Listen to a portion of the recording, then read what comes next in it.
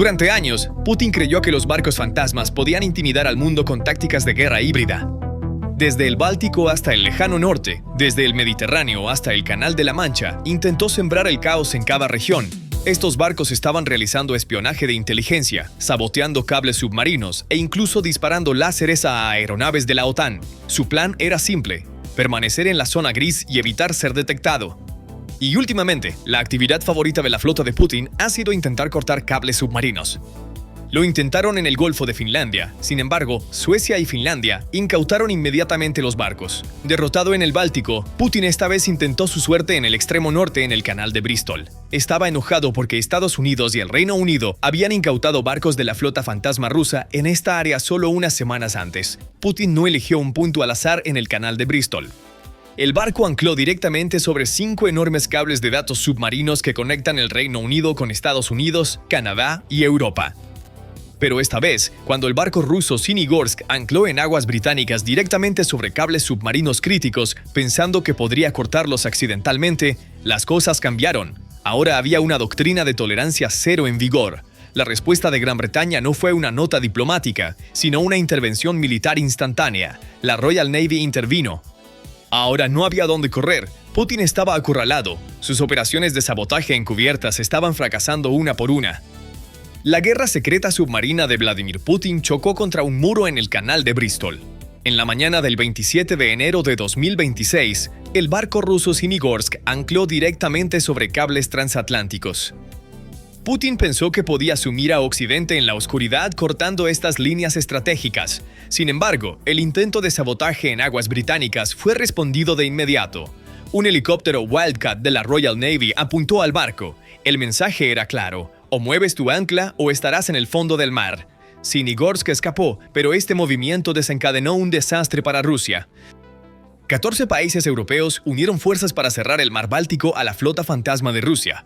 Ahora los mares se han convertido en trampas mortales para los barcos piratas de Putin.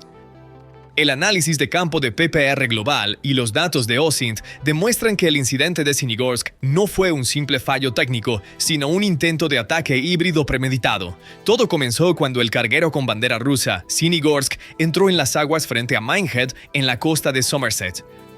Según los datos de tráfico marítimo, el barco se detuvo repentinamente en el Canal de Bristol alrededor de las 11 de la noche del martes. El detalle más crítico aquí es la ubicación de anclaje del barco. Sinigorsk se posicionó a menos de 1 milla de 5 enormes cables de datos submarinos que conectan el Reino Unido con Estados Unidos, Canadá y Europa. Estas líneas incluían corredores vitales como el sistema TGM Atlantic, que conecta el mundo con Nueva York, y el EXA Express, que se extiende hasta Canadá. Una conexión más profunda surgió cuando los analistas de OSINT examinaron los registros del barco. El puerto de escala anterior de Sinigorsk fue Arkhangelsk, la sede principal de la flota del norte de Rusia. Esto aclara que el buque de carga es en realidad un caballo de Troya que trabaja para la inteligencia militar rusa. La tripulación rusa pasó 14 horas esperando sobre los cables bajo el pretexto de reparaciones de seguridad, ensayando la colocación de dispositivos de mapeo y escucha.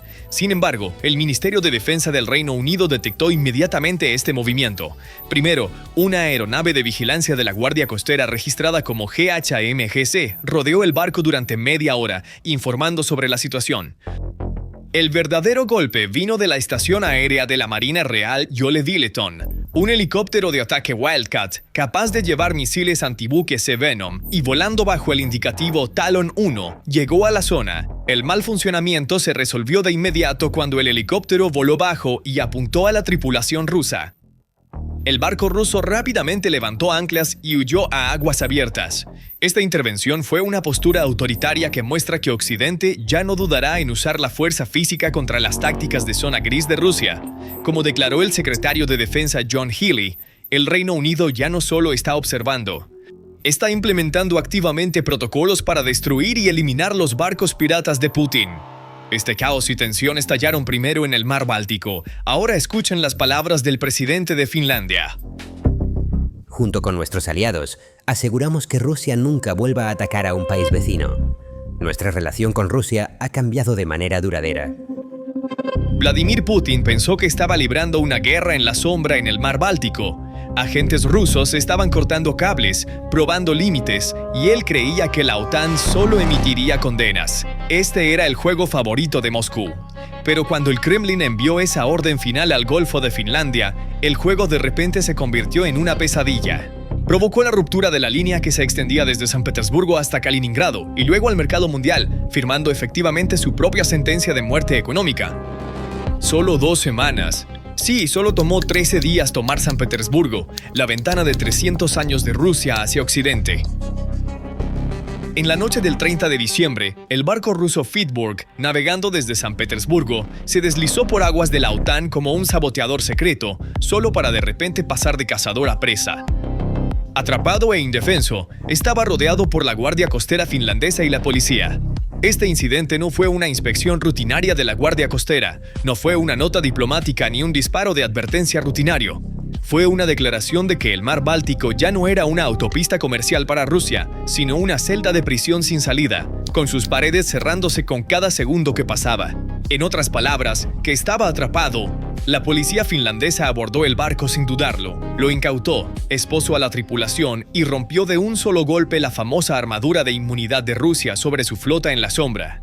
Sin embargo, en la noche del 20 de diciembre, el barco ruso Adler, a la deriva en aguas suecas, se convirtió en la primera víctima de la nueva estrategia de la OTAN. El capitán ruso esperaba asistencia, pero en su lugar se encontró frente a las fuerzas especiales suecas. La OTAN perforó el escudo de inmunidad militar de Rusia con un simple procedimiento burocrático. Suecia ejerció su derecho a incautar el barco sin seguro y averiado, declarándolo una bomba de tiempo flotante. Suecia abrió la puerta y el escenario estaba listo para Finlandia. Finlandia entró por el camino abierto por Suecia exactamente 10 días después. En la noche del 30 de diciembre, el barco Fitberg, que había partido de San Petersburgo, fue rodeado por la Guardia Costera finlandesa bajo sospecha de sabotaje de cables. Vamos a la escena del crimen, a 80 metros bajo el mar. Aunque técnicamente el Fitberg parece un buque de carga seca o un petrolero, su perfil de movimiento esa noche recordaba más a un barco minador o cortacables que a un buque mercante. En el Golfo de Finlandia, en las mismas coordenadas donde pasan los cables de datos, Elisa y Sea Lion 1 y el gasoducto Baltic Connector, que se consideran la columna vertebral del tráfico de Internet y comunicación que conecta Finlandia y Estonia, el barco realizó una maniobra inexplicable. El capitán del barco echó anclas citando condiciones de tormenta y mal tiempo. Sin embargo, contrario a las reglas marítimas, no apagó los motores. En su lugar, movió el barco a toda potencia, arrastrando el ancla masiva que pesa toneladas a lo largo del lecho marino por kilómetros. Finlandia no permitió que el barco escapara a aguas internacionales. Cuando el barco ruso no respondió a las llamadas de alto hechas por radio, los barcos finlandeses interceptaron el barco dentro de su zona económica exclusiva, a solo metros de aguas internacionales. Rusia dijo: "No pueden tocar mi embarcación comercial". Sin embargo, la policía finlandesa incautó la embarcación y arrestó a la tripulación, investigando el incidente como un sabotaje grave y una violación grave de las telecomunicaciones.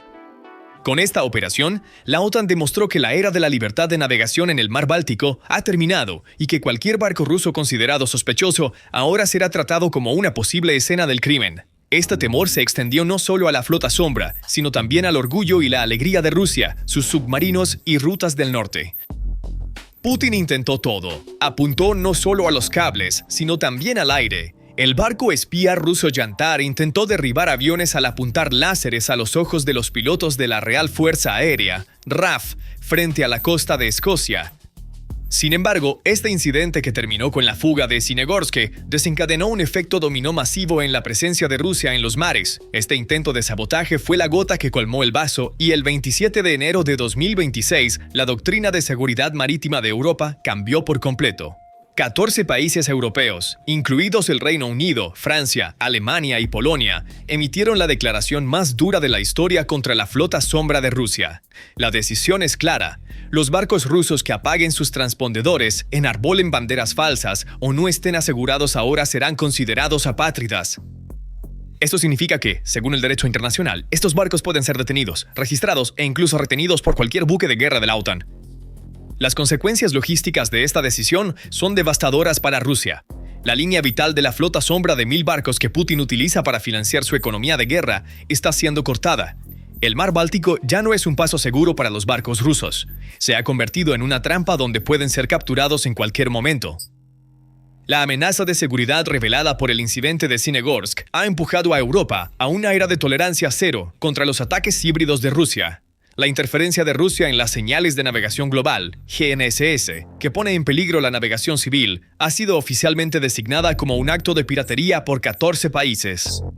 El estado de pánico causado por petroleros como Eagle S y Fitberg, cortando cables en Finlandia y Estonia, ha dado paso a un contraataque sistemático. Las mentiras de Rusia, como «nos quedamos atascados en un ancla» o «tuvimos un mal funcionamiento», ya no encuentran respuesta en las capitales occidentales. Por el contrario, cada movimiento de este tipo provoca que más barcos de la flota rusa sean detenidos. Las sanciones impuestas por el Reino Unido ya han afectado a 500 barcos y este número está aumentando rápidamente con una decisión conjunta de Europa. Mientras Putin apunta a paralizar las comunicaciones de Europa cortando cables submarinos, ha paralizado completamente la movilidad de su propia flota mercante. Este es el colapso de la profundidad estratégica de Rusia en el mar. Los puertos de San Petersburgo, Primorsk y Ust-Luga son las principales salidas del petróleo Ural de Rusia al mundo, y ahora estas salidas están en riesgo de ser cerradas. Aproximadamente 1.500.000 barriles de petróleo y productos derivados del petróleo deben pasar por este punto crítico cada día. Al valor de mercado actual, este volumen equivale a aproximadamente 100 a 120 millones de dólares en efectivo por día. Si Estonia y Finlandia cierran efectivamente ese punto de estrangulamiento, jugando las cartas de expansión de zona exclusiva y control ambiental, Rusia enterrará 100 millones de dólares al día en las oscuras aguas del Báltico. Esto se traduce en una pérdida mensual asombrosa de 3.000 millones de dólares. Este dinero es el único combustible que impulsa la máquina de guerra de Putin en Ucrania, pagando los salarios de sus soldados y produciendo sus misiles. Cerrar este grifo significaría el colapso directo de la capacidad bélica del Kremlin. Entonces, ¿cómo ha eludido Rusia este bloqueo hasta ahora? La respuesta: la flota sombra. Necesitamos entender muy bien este concepto. Cuando las sanciones occidentales impusieron un tope de precio al petróleo ruso, Rusia compró cientos de petroleros que deberían haber sido desguazados, buques de más de 15 años, mal mantenidos y de propiedad desconocida. Estos barcos carecen de seguro PEI, protección e indemnización, reconocido internacionalmente, con sede en Londres o Nueva York. Estos barcos deambulan como fantasmas con sus dispositivos AIS, Sistema de Identificación Automática, apagados. Según la inteligencia de la OTAN, más de 600 de estos barcos oscuros están actualmente transitando por la ruta del Báltico. Aquí es donde entra en juego el ingenio de Suecia y Finlandia. La OTAN no le está diciendo a Rusia, no puedes vender petróleo. La OTAN está diciendo, si no tienes seguro, si tu barco no cumple con los estándares ambientales, si tu dispositivo AIS está apagado, no puedes pasar por mis aguas. Cuando se aplica esta regla, la enorme flota de 600 barcos de Rusia se convierte instantáneamente en un montón de chatarra inútil. Porque Rusia no tiene una institución que pueda proporcionar las garantías de $1 billón requeridas por los estándares occidentales para asegurar estos barcos. El incidente de Adler y Fitberg envía este mensaje a la flota. Ya no pueden esconderse, los cazaremos a cada uno de ustedes. Además, el último paquete de sanciones de la Unión Europea y la doctrina recién implementada de Estonia están apuntando precisamente a este punto débil.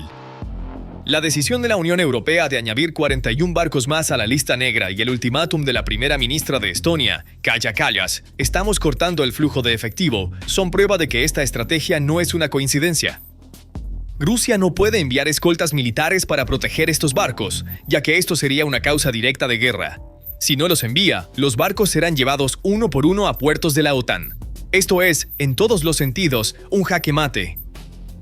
Lo que está sucediendo en el mar Báltico en este momento es la operación de bloqueo pasivo más grande vista desde la Segunda Guerra Mundial. Cada petrolero y buque de carga seca que Rusia retira de San Petersburgo ahora opera en la zona gris de la OTAN. Humo excesivo del motor de un barco, una desviación de 1 grado de su curso o una respuesta tardía en su radio se considera razón suficiente para que ese barco sea incautado por buques de guerra de la OTAN bajo el nombre de inspección. Sin embargo, el efecto dominó no se limita a San Petersburgo. También suenan las alarmas para Kaliningrado, el territorio ruso aislado en medio del mar Báltico. Esta base militar rusa en el corazón de Europa está completamente aislada del continente y ahora se está convirtiendo en una isla del miedo rodeada por el mar. Con los ferrocarriles restringidos por Lituania, la única línea de suministro que mantenía viva a Kaliningrado eran los barcos desde San Petersburgo. Si el Golfo de Tallin se cierra, Kaliningrado se morirá de hambre. Los suministros militares, el combustible y la comida no llegarán a la región. Kaliningrado se convertirá en un rehén atrapado dentro de las aguas de la OTAN. En última instancia, el sabotaje de Sinogorsk y la respuesta conjunta de 14 países simbolizan el colapso estratégico de la doctrina de guerra híbrida de Putin. Rusia había estado operando durante mucho tiempo en lo que llamaba la zona gris, un área ambigua que no era del todo guerra pero tampoco del todo paz. Flotas en la sombra, interferencia láser y sabotaje de cables eran los pilares de esta estrategia. Sin embargo, a partir de enero de 2026, esta zona gris fue completamente borrada. Occidente comenzó a definir los mares como blanco y negro nuevamente, amigo o enemigo. La intervención del helicóptero Wildcat del Reino Unido fue la manifestación más concreta del mensaje. Debemos y estamos listos para atacar. Estratégicamente, esta situación expone la mayor debilidad de Putin. Rusia no tiene la capacidad tecnológica y militar para contrarrestar a una coalición de la OTAN en el mar. La flota en la sombra, compuesta por barcos viejos y oxidados, está completamente indefensa contra fragatas modernas y plataformas que llevan municiones inteligentes como el Wildcat. El cierre del mar Báltico a Rusia significa que Moscú ha perdido completamente el control de una región que considera su patio trasero. Mientras Putin quería cortar cables transatlánticos y silenciar al mundo, la declaración firmada por 14 países silenció a su propia flota. El jaque mate estratégico es inevitable. La flota en la sombra de Putin ya no es el cazador, sino objetivos esperando ser cazados en mar abierto. La ilusión híbrida de Putin en el mar ha sido completamente eliminada. El mensaje es claro. Cada ancla rusa que se extiende hacia las aguas británicas y la infraestructura de la OTAN es un alfiler preparando su propia desaparición. No hay más puertos a los que escapar, ni más áreas grises para esconderse. El mar es una prisión para la flota de Putin. Entonces, ¿cuáles son tus pensamientos sobre este asunto? Por favor, comparte tus opiniones en los comentarios. Para estar informado sobre los análisis especiales de PPR Global, suscríbete a nuestro canal y no olvides activar las notificaciones. Gracias por elegirnos. Gracias por elegirnos. Gracias por